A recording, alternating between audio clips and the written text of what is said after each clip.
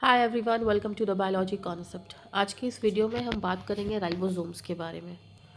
Ribosomes cell के small granular और non membrane organelles होते हैं। ओके, कैसे होते हैं? नॉन मेम्ब्रेन ऑर्गेनल्स होते हैं। ओके, जो प्रोटीन सिंथेसिस का काम करते हैं, इसलिए इस राइबोसोम्स को protein factory of the cell भी कहा जाता है। ओके, प्रोटीन सिंथेसिस में ये वर्क करते हैं, इसलिए इन्हें हम क्या कहते हैं? Protein factory of the cell. Okay, ये पहली बार ऑब्जर्व किया था किसने? जॉर्ज पैलेट ने।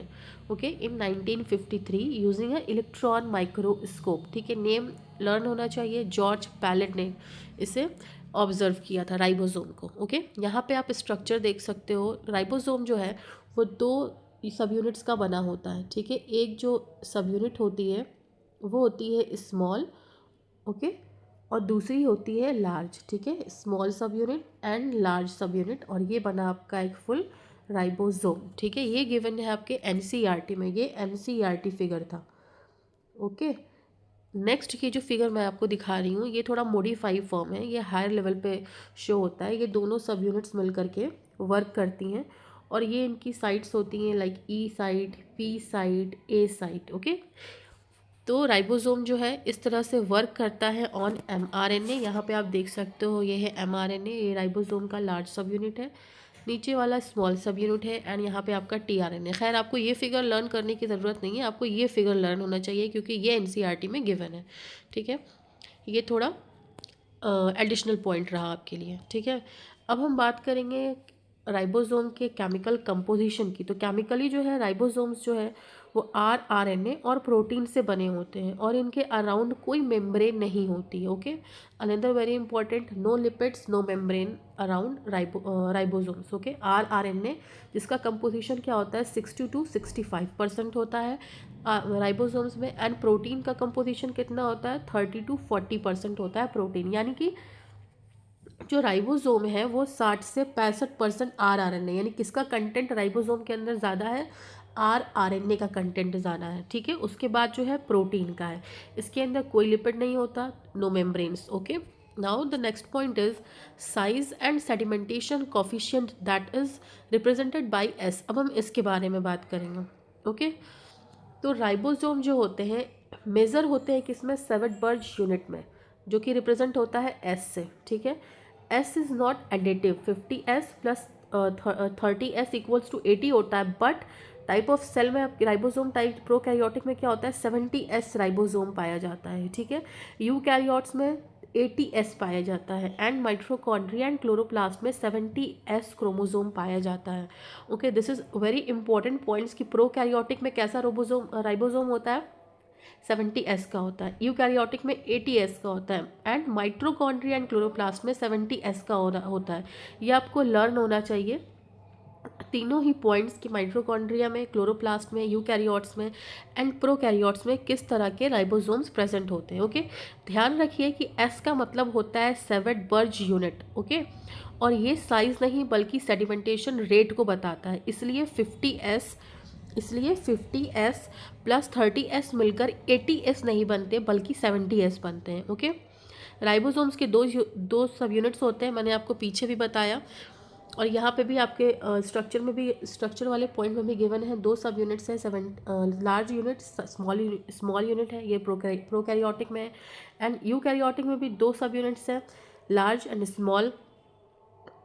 ओके, सो प्रोकैरियोटिक में कैसे राइबोसोम्स पाए जाते हैं? प्रोकैरियोटिक सेल्स में 70s, इसका लार्ज यूनिट कितने का है? 50s का है, स्मॉल यूनिट 30s का है। ओके, एंड यूकैरियोट्स में कितने का है? 60 एंड 40 का है। सब यूनिट्स जो है वो remain separate when inactive and combined during protein synthesis. Okay, यहाँ पे आप एक डिटेल्ड स्ट्रक्चर देख सकते हो prokaryotic as well as eukaryotic ribosome का। ठीक है, स्मॉल एंड लार्ज यूनिट दोनों दिखाई हुई है, 30s की बन रही है एंड 50s की बन रही है, किसमें? प्रोकैरियोट्स में, एंड यूकैरियोट्स में भी 40s एंड 60s की बन रही है। ठीक है, ये इसका कंप्लीट राइबोसोम हुआ। ओके, नेक्स्ट अब हम बात करेंगे कि राइबोसोम दो जगह हमें मिलते हैं। ठीक है, एक फ्री फॉर्म में और एक बाउंड फॉर्म में।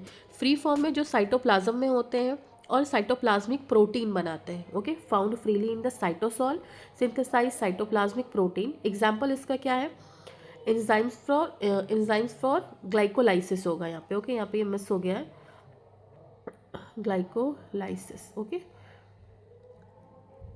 तो दो फॉर्म में पाए जाते हैं, फ्री एंड बाउंड फॉर्म में। तो फ्री किस में पाए जाते हैं? साइटोप्लाज्म में पाए जाते हैं। क्या बनाते हैं वो? साइटोप्लाज्मिक प्रोटीन्स बनाते हैं, ओके।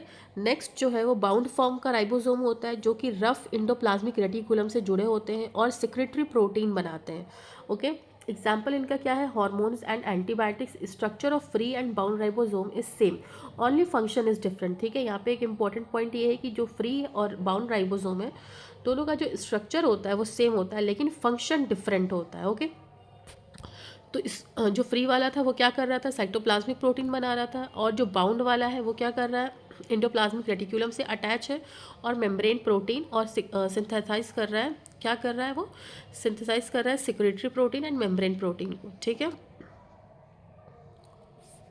नेक्स्ट अब हम बात करेंगे फंक्शनल साइट्स ऑन राइबोसोम के बारे में। तो राइबोसोम के ऊपर A site, P site and E site present होती है। यहाँ पे आप देख सकते हो A site, P site and E site यहाँ पे आपको फिगर में शो हो रही है, ओके। जहाँ टीआरएनए अटैच होकर पेप्टाइड बॉन्ड फॉर्म करता है, ओके।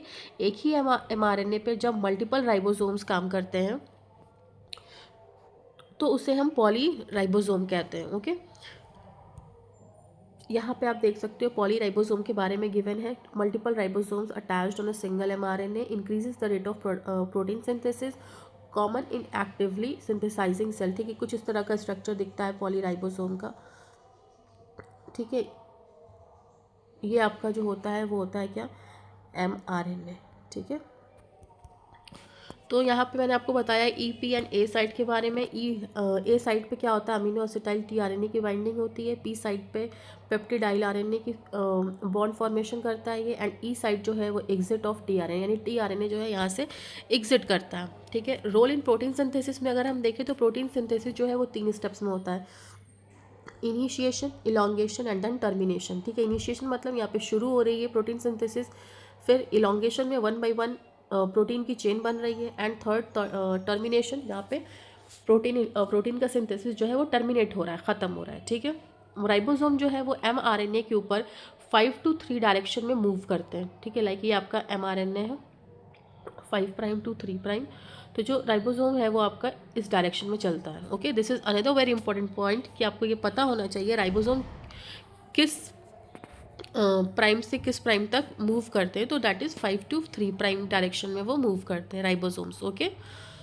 पॉलीराइबोसोम के बारे में मैंने आपको बताया है। पॉलीराइबोसोम जो है क्या करता है? प्रोटीन सिंथेसिस के रेट को बढ़ाता है, ठीक है। ये भी एक इम्पॉर्टेंट पॉइंट है, ओके।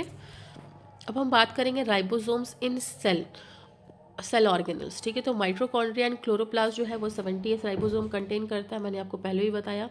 और राइबोसोम भी जो है वो सपोर्ट करता है किसको? इंडोसिम्बायोटिक थ्योरी को, okay. Next NCERT important lines क्या है? Ribosomes are not surrounded by membranes, तो ये prokaryotic as well as eukaryotic दोनों ही सेल्स में प्रेजेंट होते हैं, okay. Ribosomes are the site of protein synthesis, another very important point, site of protein synthesis, ठीक है।